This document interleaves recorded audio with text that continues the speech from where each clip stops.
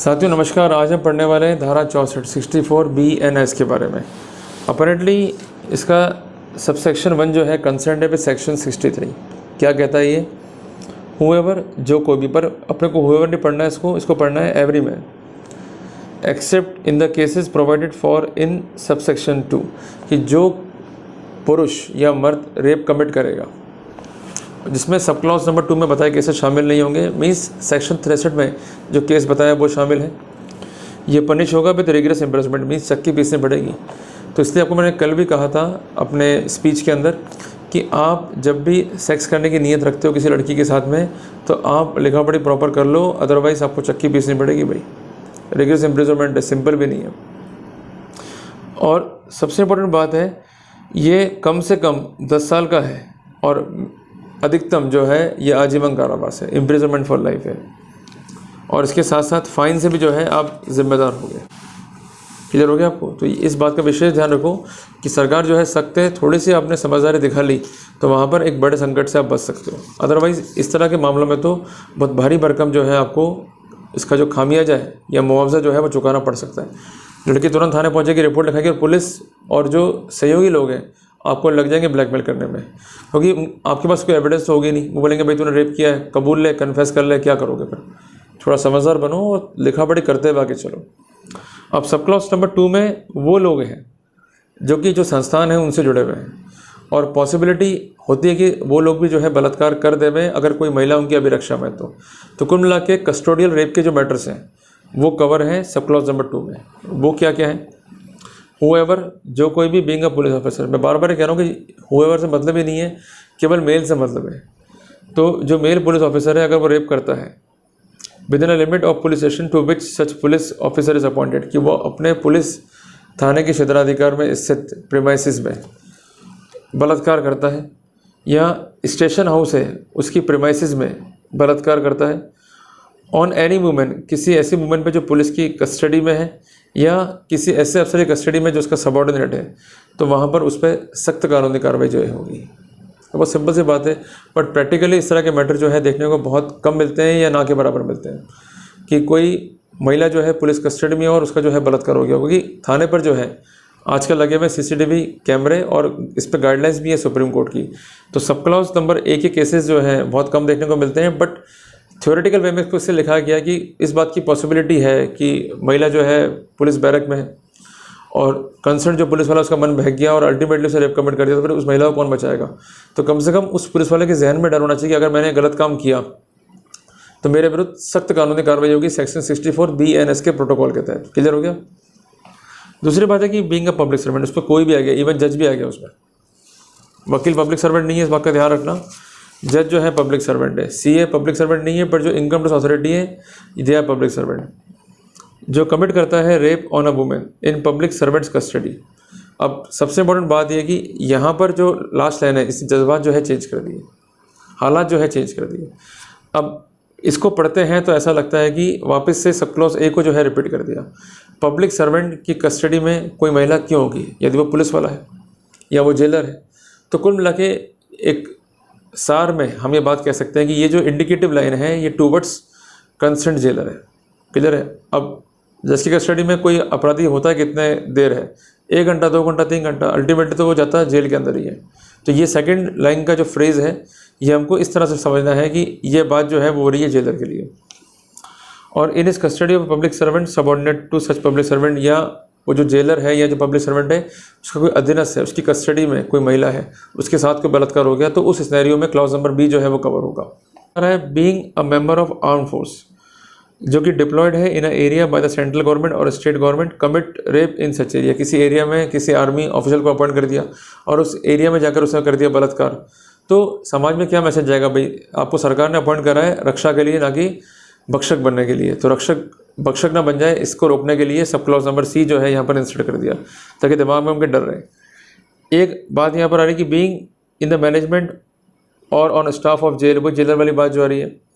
Remand home और other place established by or under law for the time being in force or of a women's or children's institution commit rape on any inmate of such jail, remand home, place और institution, कि मान लो कोई place है, कोई institution है, कोई remand home है, कोई जेल है, वहाँ महिला कैद है और वहाँ पर किसी अधिकारी ने बलात्कार कर लिया तो वो जिम्मेदार होगा। तो कुल मिला के क्लॉज नंबर ए, बी और डी जो है हमको लगभग एक जैसे ही दिखाई देते हैं।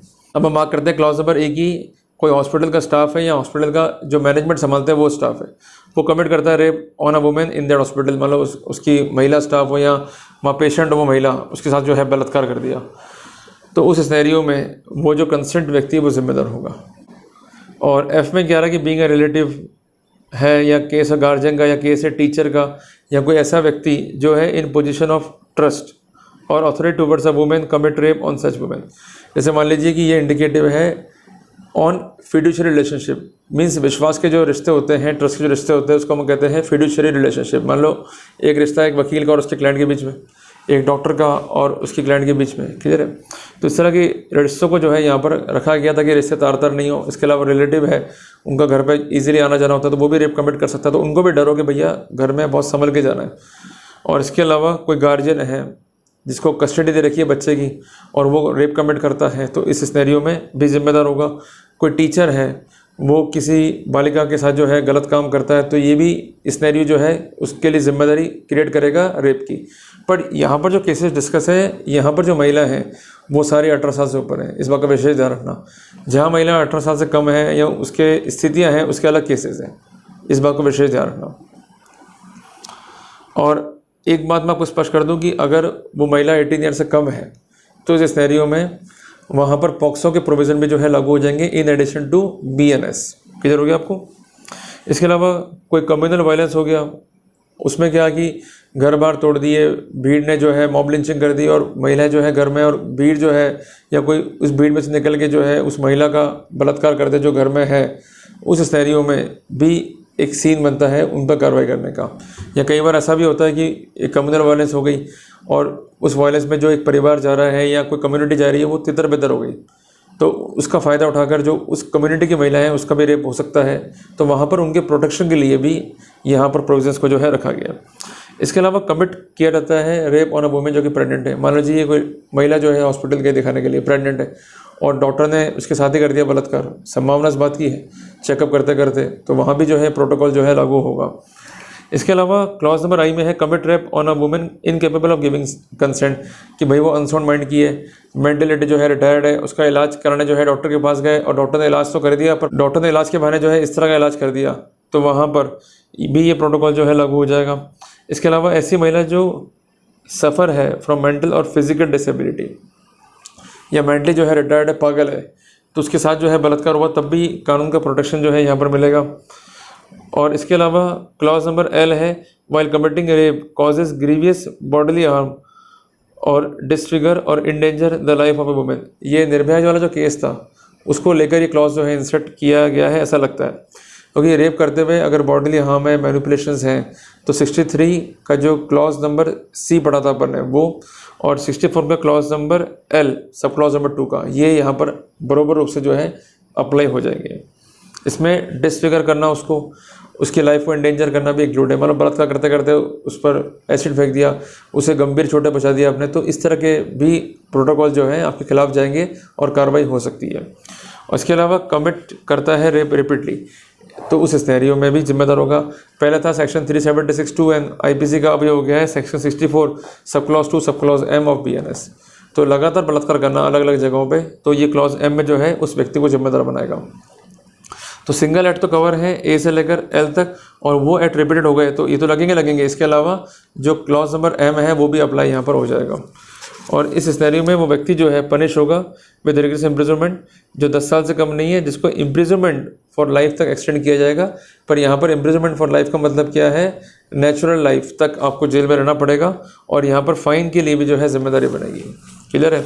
तो कुल मिला के सेक्शन 64 उन कैटेगरी को बता रहा है कि जहाँ पर लोग मौके का नाजायज़ फ़ायदा उठाकर या कोई उनकी अभिरक्षा में है उसका नाजायज़ फ़ायदा उठाकर अगर किसी महिला का रेप करते हैं तो उनकी जिम्मेदारी बहुत गंभीर है कानून के अंदर। तो इसलिए मैं आपसे बार बार कहता हूँ कि गलत काम अपने को नहीं करना है, पर कोई गलत फंसा दे तो इसलिए प्रोटेक्शन भी आपको रख के चलना है। कारण क्या है कि आज के टाइम में हम देख रहे हैं कि कुछ लड़कियाँ कानून का दुरुपयोग करते हुए झूठे आरोप मिनटों में लगा देती हैं, और जब वो आरोप लगाती हैं तो सिस्टम भी उनको वेरीफाई करने के बजाय निर्दोष पुरुष के पीछे जो है पड़ जाता है, और इस तरह से पड़ता है कि जैसे वो कोई आतंकवादी हो। तो इसलिए आप एक विशेष चीज़ जो है आपको ध्यान रखनी है कि अगर आप एक पुलिस वाले हैं तो कभी भी उस महिला की कस्टडी जो है आपको टेकअप करनी ही नहीं है, नंबर 1। दूसरी बात है कि CCTV कैमरे लगवा के रखो। अगर सरकार पैसा नहीं दे रही तो खुद के खर्चे पर लगा लो, अगर नौकरी लंबे टाइम तक करनी है तो। उसके 2 फायदे भी हैं कि अगर कोई आपको रिश्वत वाले कांड में फंसाने की कोशिश कर रहा है तो थाने पे CCTV लगा हुआ है तो एवरीथिंग विल बी क्लियर। तो जो आपके बैठने का स्थान है वहाँ पर CCTV कैमरे लगे रहने चाहिए, उससे हर चीज़ जो है क्लियर रहेगी। और अकेले में किससे मिलना ही नहीं आपको, जब भी मिलना है थाने पर या किसी जगह पर तो वहाँ पर CCTV कैमरे होने ही चाहिए। और फ़ोन पर तो किससे बात करनी ही नहीं है आपको, चाहे वो महिला हो या कोई भी व्यक्ति हो। कारण कि कोई लफड़े कब कौन कहाँ कर दे कुछ नहीं पता।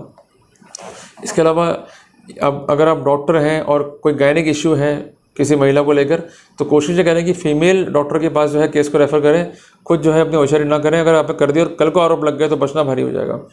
और इसके अलावा अगर आपकी महिला पेशेंट है तो उसको जो है आप अवॉइड ही करें अकेले मिलने से। जब भी मिले आप पब्लिक प्लेस से मिले, मीन्स अपने दफ्तर में मिले जहाँ पर CCTV कैमरे जो है प्रॉपर लगे हुए हैं।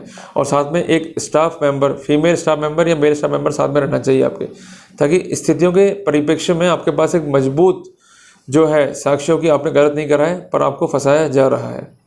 इसके अलावा यदि आप एडवोकेट हैं, आप CA हैं, आप जज हैं, तब भी इस विशेष प्रोटोकॉल को जो है आप ध्यान में रखते हुए चलें। क्लियर है? आज के टाइम पे जो है बुरा समय जो है बोल के नहीं आता है। इसके अलावा अगर आप आर्म्ड ऑफिसर्स हैं तो यदि भी केसेस देखने को कम मिलते हैं इनके द्वारा रेप के, बट फिर भी थोड़ा सावधानी जो है रख के चलें। हेल्प उतनी करो जितनी अपनी बचत कर सके, अननेसेसरीली जो है अपने को किसी की हेल्प नहीं करनी है।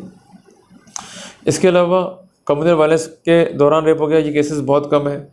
लड़की प्रेग्नेंट है और उसका बलात्कार हो गया, इसलिए मैं कह रहा हूँ कि ये स्थितियाँ जो हैं वो डॉक्टर के पास देखने को मिलेगी। तो अगर आप मेल डॉक्टर हैं और केस फीमेल का है तो refer to a female doctor या गायनेकोलॉजिस्ट जो फीमेल है। इसके अलावा कोई केस ऐसा है कि जहाँ आपको लगता है कि ये जो कंसर्न लेडी है वो एब्सेंट माइंडेड है, मेंटल रिटायर्ड है, फिजिकल उसको इश्यूज़ हैं कहीं, तो उसको डील विद नहीं करें, बेटर है कि उसको महिला डील विद कर ले। ठीक है जी। और जब भी आपको डील विद करना है तो आपको CCTV कैमरे के अंदर ही करना है। आपको बिना किसी भी पब्लिक ड्यूटी को बिना CCTV कैमरे के डिस्चार्ज नहीं करना है। इस बात को विशेष आप गार्ड बन के रखना। और जिस कमरे में बैठते हो कम से कम 2 कैमरे CCTV के बाद लगे रहने चाहिए, ताकि एक ख़राब भी हो गया, काम नहीं कर रहा, दूसरा कम से कम काम करते रहना चाहिए ताकि अपने को दिक्कत वहाँ पर नहीं हो। इसके अलावा और कोई दिक्कत नहीं है। और जितना संभल के चलोगे उतना फ़ायदे में रहोगे, संभल के नहीं चलोगे बाद में केस हो गए तो इधर से उधर भागते फिरते रहोगे। क्लियर है? और अधिकांश जो केस में देखता हूँ अधिकांश वो आते हैं सेक्शन 63 BNS के। और उसके लिए मैंने आपको प्रोटोकॉल जो है स्पेसिफिक कर दिया है। प्रोटोकॉल क्या है कि जब भी सेक्स करना है आप करो, पर लिखा पढ़ी पूरी कर लो। और लिखा पढ़ी करने के साथ साथ आप सारी टर्म्स एंड कंडीशंस को भी लिख लो। और इसके अलावा जो रिलेशनशिप है उनका नेचर क्या है और कैसे रिलेशनशिप आपके रहेंगे उनको लिख लो। फिर अपने को कोई भी दिक्कत वहाँ नहीं आनी है, ईजिली जो है आप अपना वर्कआउट कर पाओगे। क्लियर है? तो साथियों उम्मीद करता हूँ कि आज मैंने धारा 64 BNS के बारे में इंपॉर्टेंट जानकारी आपसे जो है साझा करी है। जल्दी मिलते हैं एक नए टॉपिक के साथ में। टिल देन जय हिंद, जय भारत।